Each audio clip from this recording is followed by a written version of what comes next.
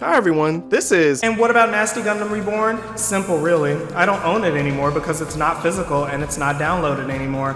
Plus, this was a video about the games I grew up with. Reborn was not one of them. I barely played it, and honestly, while I do see that everyone loves it and wants it to return to modern day consoles, all I can say is, me too, so I can make more content. Well, I guess that came up sooner than I thought.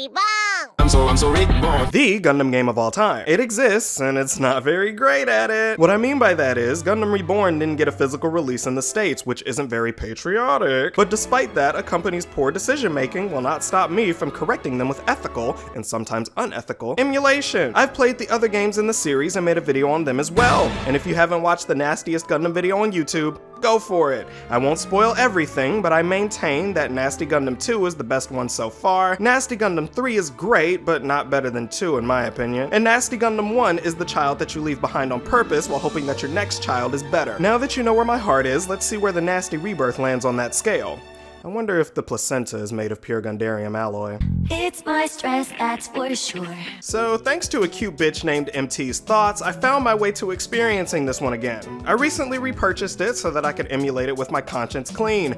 You're welcome, you moral police that consistently spread misinformation about emulation. Trust me, everyone loves it when you do that, especially on Twitter. No, they don't. Like, literally no one likes you when you do that, including me. You have no friends, and I hope the next meal you microwave stays cold while the plate gets hot. Nasty Gundam Reborn was released roughly 3 years after Nasty Gundam 3 in 2013 or so, coming out when I was in the process of going to high school. Getting right into it, Gundam Reborn has official mode and ultimate mode. Official mode is the story, basically, and ultimate mode we'll get to later. In official mode, instead of selecting your pilot that represents a particular era in that timeline, this time you just directly select the series and whoever you get to play is just kind of whatever they determine is appropriate. Now, typically, I don't cover the story of Gundam games because aside from exceptions to this, like SD Gundam Battle Alliance and MS Saga and New Dawn, the story is not presented any differently from how it's usually presented.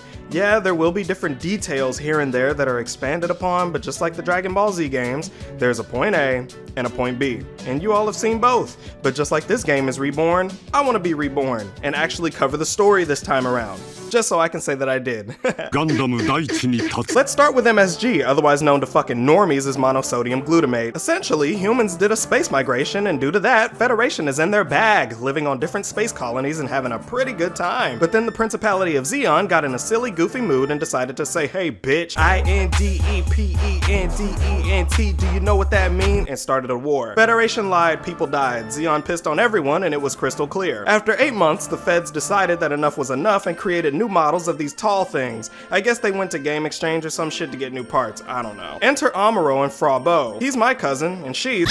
Char is the leader of Zeon, and what a leader he is, sporting a red outfit and a fashionable helmet. His mobile suit is also red as well, and that bitch goes fast as fuck, boy! Earning him the title of Red Comet. Char catches White Base lacking, and Amuro catches himself lacking, so he straps up and hops in the Gundam. And now we have our first level. Oh, thank God, I hate writing about story. So, as I have gotten really excited to see over the course of covering these games, the way that they do cutscenes is always a face-blasting spectacle. Even in the first Dynasty Warriors Gundam, but Reborn is obviously a higher caliber. This also makes me want to look at the one from Journey to Jaburo and see how I feel about them both. And you know what? Let's grab some clips from other sources and get a bit hyperfixated. Make sure you grab your Doom boxes and fidget toys. Comparing the two games and how they both plug in the Gundam-shaped router, the one from Reborn obviously shows a fuck ton more detail and is closer to the anime than the one from Journey to Jaburo. But I feel like this was the cutscene that they wanted to make way back when, but didn't have the tools at the time. They being abstract, because who knows who the fuck made these two. The one from Gundam Origin definitely has more flair to it when it comes to how it looks, but takes liberties with the length of the scene, at least from this clip. The one detail that is absolutely key though, the eyes turning on. And they all do it, so that's pretty gnarly. If I had to choose what I like better, considering that I think that what makes these cutscenes effective is how close they are to the source material while also showing off what the respective hardware can do in creative ways, I choose Star Ocean 3. Now let me level with you cute bitches. This is the best game in the series. Like, it's literally not even close. And yes, people have told me that, and I believe them, but having it in your hands is just so different. Movement is perfect. This game is so blindingly fast-paced that it's close to, and sometimes even surpasses, nasty Gundam 3. Every movement is one-to-one, and if I had to be honest, slow and clunky is out of date, and this game ate and left no fucking crumbs, bitch. If that's a hot take, it shouldn't be. Turn off the stove, weirdo. Ripping through this first level also makes me reflect on how it felt playing the Gundam in the other games versus this one. They really souped up the Gundam in this game, which raises the baseline quality of how suits play up by a large margin. If the little pissy suits are fun to play, then that definitely means that the stars of the show are extremely fun to play in comparison to the other games where the mass-produced Andes were hot poopy. And the mass moneymakers were fun, of course, but could always be better. And needless to say, Reborn took the handcuffs off and unshackled their common sense. Make everything faster, no fucking shit, attack button go.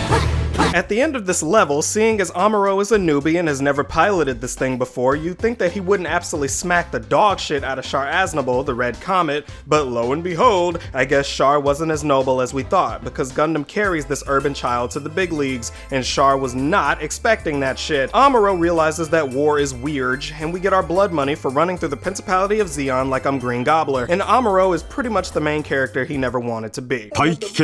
So White Base makes its journey with Char and Chase. They all thought that they would be let off the hook after that fight, but then they tell them to make a journey to Jaburo. Bright is just like, what?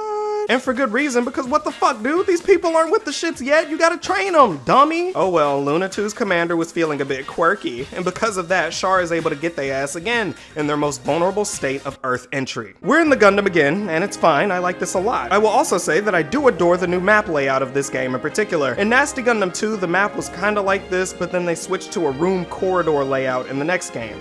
I didn't hate it because who cares, just go from one area to the next, but having a space battle fought in actual space? I don't know, I do like this more over the linear hallway setup of the last game. We meet Char, and then we meet Char. And we also meet Crown, since he's not piloting the red one. I will not leave him thinking that there is any pride to be had in being mass-produced. Fuck off, you irrelevant green fuck. After dumpstering these two, Gundam is barreling towards Earth at breakneck speed, and so is Crown. And Char just lets this dude die. Amuro is still reading the manual, and that is so fucking wild to me, I could fucking never, okay? Amuro is alive and made it safely. Frabo is relieved, but all Bright says is, the Gundam made it, you insensitive bitch.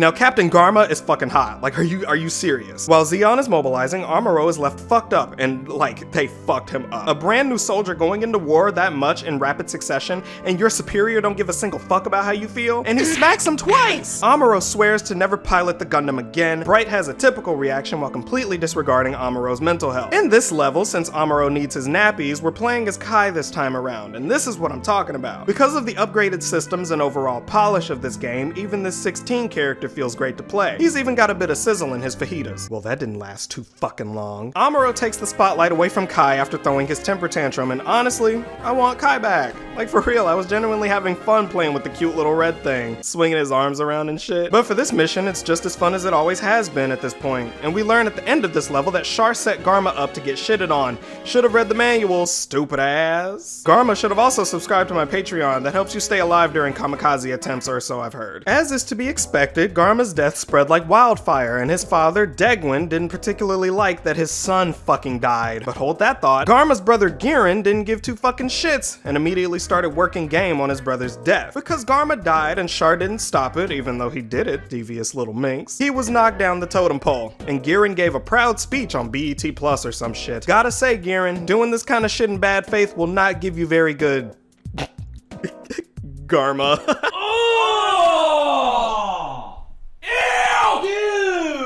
Nigga what? And honestly, fuck this guy, because his greed is only gonna lead to more bad shit happening. Like an entire game being made on this premise. I just can't do it. I can't take this shit no more, man. I'll come back to Reborn in due time, but before I move on, there is a tiny elephant in the room. I've been told a few times that I should try a cute little Japanese game called Giren's Greed, and as an English speaker, I definitely tried to stick to the games I could actually read, until Yeah, Gihren's Greed Menace of Axis V is English patched as good as it's gonna get, I suppose. From what I see on various internet repositories, it seems like more people are happy that this game exists rather than being happy about the actual quality of it. And I don't typically research things that can give me an early opinion without trying it for myself. So here's all I know about Gihren's Greed. This dude loves taking back shots. Oh, no. So I've called this Gihren's Greed 5, Menace of Axis V, Menace of Axis 5, even though this is the 4th game in the series, and at this point I have no idea what the V is even for, besides denoting that this is a re-release of another PSP game of the same name, but lacking the V. The Gihren's Greed series is actually massive, spanning way too many games and using up way too many of my brain cells. I also faintly remember a comment saying I forgot Gihren's Greed on my 2+ hour video about every single other Gundam game released in North America. But no, I didn't forget to include it, the game forgot to be relevant. But besides that, spielen wir den Scheiß, cuties. You must be missing. In Gihren's Greed Menace of Axis V, you can choose from the Feds, ZZs, Titans, and Axis. Ooh, hey, come on. We're going with her. What the fuck is this difficulty select? We got the usual suspects, but then we have Hell and Special? What the fuck is Special, and how is it worse than Hell? Let me guess. If Hell is extreme difficulty, then Special is equivalent to playing Gundam Battle Operation. The story is kind of the same as we just went over, but with way less movement. And no, don't say this is the PSP, therefore they couldn't do better than this. They used to put PS2 type shit on this thing. I don't want to hear it. The story is told from the perspective of Axis growing to be more formidable with the new lead of Haman Karn, daughter of Maharaja Karn. Girls rule the world, baby. Let's see how this game. What the fuck is this shit? So before I go over my thoughts, I will show y'all my very first off-the-cuff reaction to this gameplay. What in the fuck is this shit right here? This is their king? This is gameplay. Look at this shit. Move? Is this like any game you've ever played in the year of our Lord 1870? This is a game. This is what this looks like. This is not gameplay. Okay, I'm gonna start my move. I'm gonna move. Wait, bitch. I'm trying to move and they won't. What is this? When I first, and I mean first, played this, which is what you're looking at right now, I didn't even know that this was the game. I thought this was looking at an overall map and then I would go into a battle screen or some shit. Turns out that this is a turn that you take a la Fire Emblem. I would have looked at the tutorial, but oh wait, Hajime Mashite, Satan. I didn't know that so many of your disciples wanted me to play this. Oh yeah, sure, I'm down for whatever. So yeah, probably the most effective roadblock I've ever seen mortalized in a game. One thing I hear a bit more commonly recently is that in the Gundam games that I didn't particularly care for, they all somehow get better after the points where I stop. I'm just gonna keep it a stack. There is no shot that it gets better than this, at least in my opinion. This feels like I'm doing a training module for the Dow fucking Jones. This gotta be a financial market, cause this is bullshit. So, okay, the roast is over. Let me try to pick this apart. On this screen, I pressed end, and that's how I found out that it was a turn-based war simulator. Nothing happened that turn, and they say more things. On my next turn, I dug into the menus a bit. I hazard to believe that even in the native language this would have made any more sense to anyone else in my position, considering that even English couldn't help me out that much. You can see the units that you are responsible for in this list and their HP value, but in general it seems like they wanted you to just kind of know what things are from the jump, which isn't a problem, but fuck, this is just weird looking. I also didn't realize till now that the background image wasn't just a background image, but was the fucking thing I was supposed to move. Okay. So you move as one unit entirely, okay, I understand that. Click on this planet right here, I guess. Wait, this leads to a fucking battle? What in the fucking... Are these fucking rectangles my people? God! So much to my dismay, I initiated a battle scenario, and honestly, I'm glad that Super Robot Wars exists, because this is far below the standards that I'm sure most are expecting. I hesitate to call this bad, and I won't, but I'm struggling to see how this fits the textbook definition of fun. Like, be honest, do you see this and your dick gets hard? No, it can't be true. You know you lying if you say it do. Get your hand off your dick, cause you know it's soft as shit. Bitch, don't. Cause you know that shit flaccid, motherfucker. Don't you fucking tell me it ain't otherwise. You know that shit soft as fuck. You know that shit touching your balls. Anyway, I started a new game and put it on the special difficulty, and lo and behold, they specially beat my ass. Overall, gotta chalk this up to a hearty and well-deserved not for me, babe. I think this is a nice way to say that nah, I ain't fucking with this and never will. No, I don't care if it gets better. No, I don't care if the game has actual hentai images of Loran Sayek getting his back blown out harder than the ending song on Pablo Honey. Giren's greed is now out of my vocabulary. If this is your bar for fun Gundam games, then like, have you tried heroin?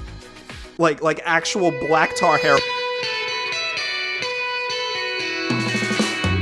So I have covered a decent amount of the Gundam stories, so let's sample around. Let's go to the Cosmic Era and check out Seed Destiny so I can just have some fun. I have a lot of Seed fans and Seed haters, so let me do what needs to be done to make you both happy and give my very nuanced opinion on this story. All of the characters are obscenely hot. Like, what the fuck? Oh, and the story is. That's all I got. I hope you enjoyed that breakdown. I am literally the Vati Vidya of Gundam Seed. No need to tell me, I already know. First level has us playing as a Zaku with more thorns on it. It plays nicely, a bit boring, but the mechanics keep it from feeling too glonky. As usual, the cinematics look amazing and I had a blast watching them. Now we get to play as the real fish. This thing got some fucking heat on it. You can swap weapons by using different attack combos and each one will end with a different weapon. It works well and I really liked experimenting with all of them. Big Sword, Twin Blade, and the Blick, and they all feel wonderful. After doing that for a while, this dude named Durandal calls out Atherin for going by a fake name. You bitch, he can have whatever name he wants. More things happen and now we're piloting the same suit again. I like it, but I want to see more, so let's move on. Back to UC, we're trying out Unicorn. This is the story of Banazher Lynx, who pilots the Unicorn Gundam. This art style is incredibly cute and I wish I could own a figure of her. He got this suit by it being given to him by some dead dude and it has a horn like a unicorn and that's why it's called that, not because he joined a poly relationship between two Seed characters. This suit plays amazingly. It already did in the third game, but Unicorn feels really at home in Reborn. To be honest, it feels like this was the linchpin for the advertisement for this game. I don't know if this was intentional, but it feels like they really pushed Unicorn this time around. And it works, because I definitely played this era first when I played the game back in the day. I like this chapter too. I really feel like official mode as a whole it just works, and the scenes are very well designed and I can't get enough of seeing all these suits rendered in such beautiful ways. It's a W, and I think that this is the best story mode that these games offer. Now finally, we have one last stop. Ultimate mode. What makes this mode ultimate? The fact that you can play as this cute bitch, and if you've been here a while, you saw this shit coming. Turn A literally feels like having a really nice conversation with someone you really like. This is the best a suit has ever felt in these games, and if that is a hill to die on, then bitch, I will fucking rot. This is always and will forever be my favorite suit, and girl, it slays with Butterfly in this engine. It looks beautiful, it gracefully murders everyone in sight, and overall just ties this moveset together. The icing on the nipple is also that you can... Bro, we are so back, bro. Oh yeah, ultimate mode is cool too, I guess. It's basically a random as fuck mode that seems to teach you about the game's core mechanics, but honestly, just go nuts, who really cares? Use all the suits you want, level them the fuck up, and just have yourself a classic nasty Gundam experience. Needless to say, this mode will last you a while just from trying shit out. I love using my favorite suits and the dialogue is eternally skippable. I like it, okay? Now at this point, you know what it is. Any way you can get your hands on this shit digitally or otherwise, fucking get it. I think Reborn literally makes the others obsolete in a way. Like, it's so over for the other ones. This one is my favorite now, hands down. And when it comes to Giren's greed, listen, okay? I've played a lot of shit in my life, okay? Like, I mean straight up unforgivable, sinful shit, right? And none of these things have made me genuinely question what the hell was on my screen. Not a single one of them have made me feel like I was doing an assignment for Cartography 2010. That game made me actually consider joining Zeon and fighting the one-year war my damn self. If you put a Heat Hawk in my hands and I look down at it, it is a Heat Hawk, not E.T. for the Atari. So yes, this is what a Gundam Reborn and Giren's Greed video looks like. Now, if you feel so inclined, please leave a like if you like the video and subscribe if you really like what you just saw. I make a lot of these. And if you think I'm extra special, please check out my Patreon. They get the most amount of updates out of any place I update, and they are my special people. They get early access to videos. But till next time, y'all, stay safe, stay hydrated, and stay cute. You lovely Zeonic warriors.